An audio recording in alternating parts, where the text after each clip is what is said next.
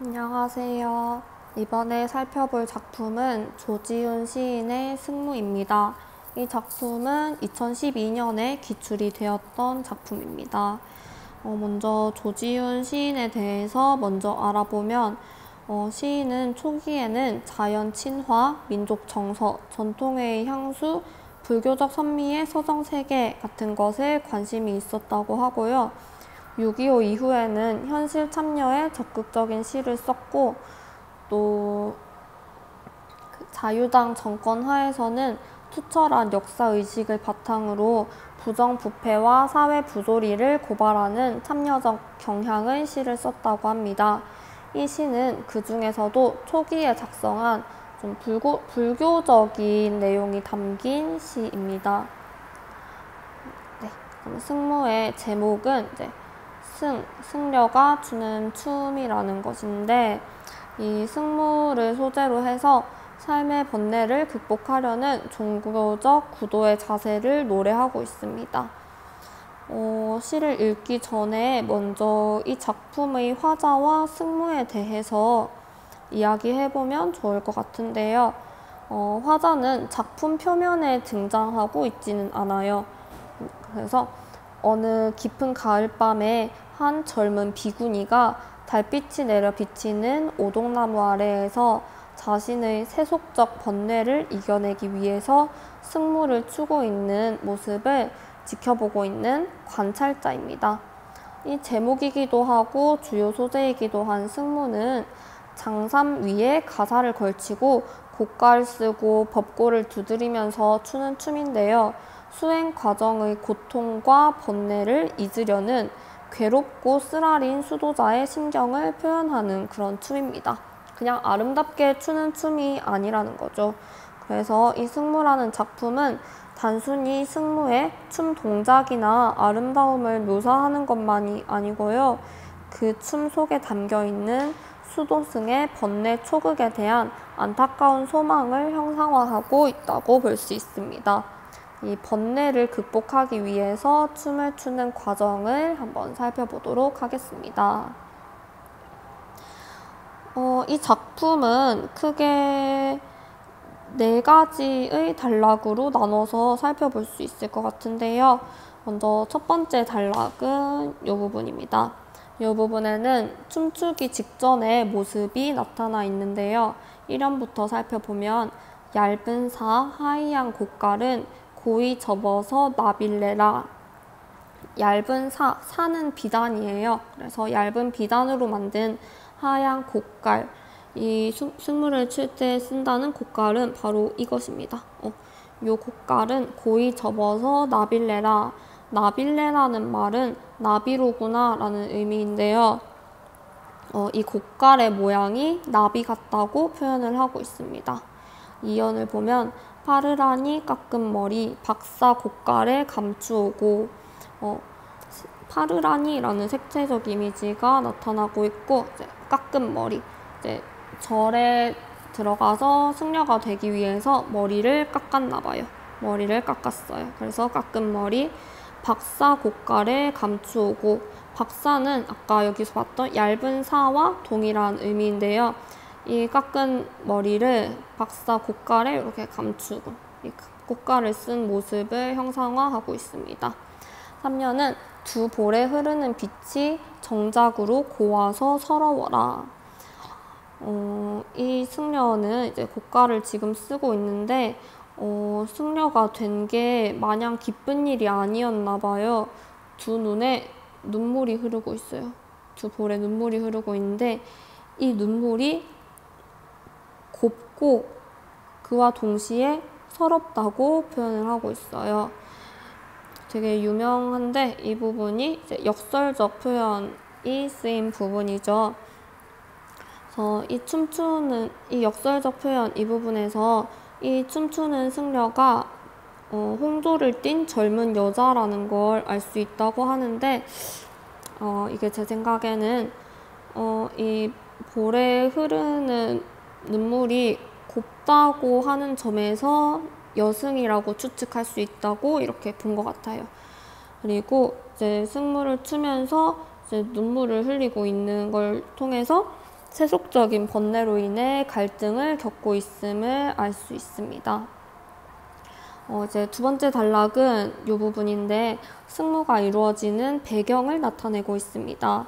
빈 대에 황촉불이 말없이 녹는 밤에 오동잎 잎새마다 달이 지는데 이 공간적 배경은 이제 빈 대에 이제 황촉불 하나만 켜져 있는 그런 텅 빈 공간이 이제 승무를 추는 무대인 공간적 배경이고요. 시간적 배경은 이제 밤은 밤인데 오동잎 잎새마다 달이 지는 밤이래요. 이제 뭐 나무가 있으면 오동잎이 이렇게 있을 텐데 이 잎새마다 달이 이렇게 비치고 있나 봐요. 그래서 되게 조금 서정적이고 고요한 느낌이 드는 그런 좀 정적인 이미지가 나타나고 있습니다. 그 다음 세 번째 단락은 요만큼 살펴볼 수 있는데요. 승무 춤의 동작을 보여주고 있습니다. 소매는 길어서 하늘은 넓고 돌아설 듯 날아가며 사뿐히 접어올린 웨시 보선이여. 승무를 출 때 이제 승려들이 입는 옷이 소매가 굉장히 길고 넓대요. 이제 승무를 춘다고 팔을 요렇게 올린 것 같은데 이제 소매는 길고 이렇게 올리면서 쳐다본 하늘은 굉장히 넓다. 요렇게 같이 보고 있는 것 같고 돌아설 듯 날아가며 사뿐히 접어올린 웨시 보선이요. 웨시 보선은 버선인데 이제 승무를 추고 있는 모습을 이제 나타내고 있습니다. 이때는 여기 앞에 영은 되게 정적이었는데 이와 다르게 좀 급박한 이렇게 춤을 추는 모습에 동태적인 모습이 나타나고 있고요. 이런 동태적인 모습에서 승무를 추는 비구니가 세속적인 번뇌와 갈등을 가지고 있음을 암시하고 있습니다.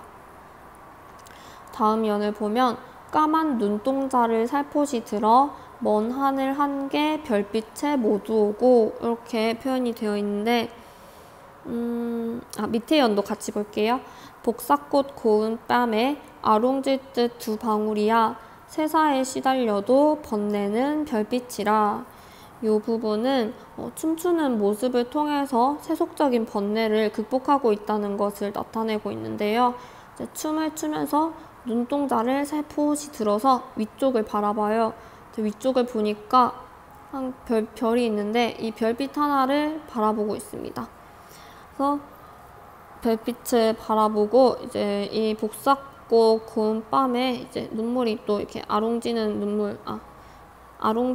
눈물은 이렇게 약간 점이 생기는 것처럼 이렇게 아롱진 것 같은데 이 눈물이 이제 나고 있어요. 세사에 시달려도 번뇌는 별빛이라 라고 하면서 이 춤을 추고 있는 여승이 춤을 추면서 별빛을 바라보고 있습니다. 이때 이 아롱질 듯 두 방울로 표현된 세속적인 번뇌를 소극하려는 구도자의 갈망이 내포되었다고 할 수 있어요. 눈물이 난다는 것은 아직도 내가 승려가 돼야 한다는 것을 완전히 받아들이지는 못하는 약간 번뇌와 갈등을 하고 있는 상황인데요. 이 별빛을 보면서 이런 감정을 극복하고 싶다라고 갈망을 하고 있는 거예요. 세사에 시달려도 이제 여기에서는 세사에 시달려도 번뇌는 별빛이라 하면서 구도적인 춤 동작을 통해서 마침내 갈등을 번뇌를 극복하고 어떤 경지에 도착을 한 거예요. 자신의 번뇌를 별빛이라고 표현을 하고 있어요. 이 별빛은 천상적이고 초월적인 세계를 표상하고 있는데 지상적이고 세속적인 현실 상황을 의미하는 이 눈물과는 사실 동일시하기가 조금 어려워요. 사실 반대되는 거잖아요. 그런데 불교의 색즉시공, 공즉시색이라고 하는 공과 빈 것과 색, 뭔가 좀 현실적인 세속적인 것이 같다라고 하는 불교적 원리에 의해서 이 눈물과 별빛이 등가적인 가치를 띠게 된다고 합니다. 마지막 연을 보면 다시 이제 춤추는 장면이 나타나는데요. 휘어져 감기우고 다시 접어 뻗는 손이 깊은 마음속 거룩한 합장인 양 하고 라고 나타나 있습니다. 이 춤추는 모습을 합장이라고 표현을 하고 있는데 이제 여기에서는 아직 갈등을 극복하지 못한 상황이었기 때문에 그냥 이제 춤추는 모습이 역동적으로 나타나 있는데 이 과정을 통해서 이제 춤을 추는 과정을 통해서 갈등과 번뇌를 극복했기 때문에 여기에서 춤추는 모습은 이제 앞과는 좀 다르게 깨달음을 얻은 춤이므로 이제 합장인 양 하고 이렇게 표현이 된 것입니다. 마지막 단락은 춤을 종료하고 시상을 마무리하는 단락인데요. 이 밤사 귓도리도 지새우는 삼경인데 삼경은 밤 11시에서 1시 사이로 되게 늦은 시간이고요. 얇은 사 하이양 곡갈은 고이 접어서 나빌레라 라고 하면서 1년에서 나온 부분이 다시 반복되는 수미상관을 보이고 있습니다.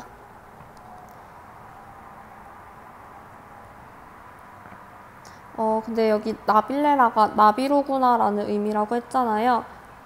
이 나비가 1년과 구연에서는 사뭇 다른 의미를 가지는데요.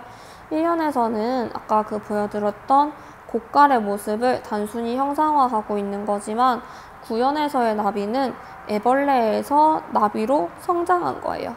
나비는 이제 깨달음을 얻은 화자가 아니라 이 여승을 의미하고요. 이제 애벌레에서 나비가 되는 과정에서 볼 수 있는 불교적 자기 정화와 재생을 포상하고 있다고 할 수 있습니다. 이제 마지막으로 이 작품의 특징을 한번 살펴보자면요. 첫 번째로 아까 말씀드렸다시피 수미상관을 취하고 있습니다. 일년과 마지막 연의 두 번째 행이 수미상관을 이루고 있고요. 또 아어형 어휘를 활용하고 있는데 아어라는 게 바르고 우아한 말이라고 해요. 근데 아어형 어휘라고 돼 있는 그 예시가 감추오고 모두오고 감기우고인데 여기 모두 공통적으로 오우가 사용되어 있어요. 요즘에는 잘 사용하지 않는 이런 오우가 쓰인 거를 아어형 어휘라고 하는 것 같고요. 이런 말을 통해서 운율감을 살리고 있다고 할 수 있습니다. 그리고 또 마지막으로 맵시 있는 우리말의 조탁을 통해서 작품의 아름다움을 극대화하고 있다고 말하고 있는데요. 이렇게 아름답게 조탁된 우리말 예시로는 나빌레라, 파르라니, 정작으로, 웨시보선, 살포시, 감기우고 아니다. 요런 예시가 있는데요. 이런 예시들은 좀 순 우리말이면서 되게 아름다운 느낌을 주는 언어인 것 같아요. 그래서 이러한 언어의 조탁을 통해서 작품을 조금 더 아름답게 느낄 수 있습니다. 네, 여기까지 조지훈 작가의 승무 살펴봤습니다.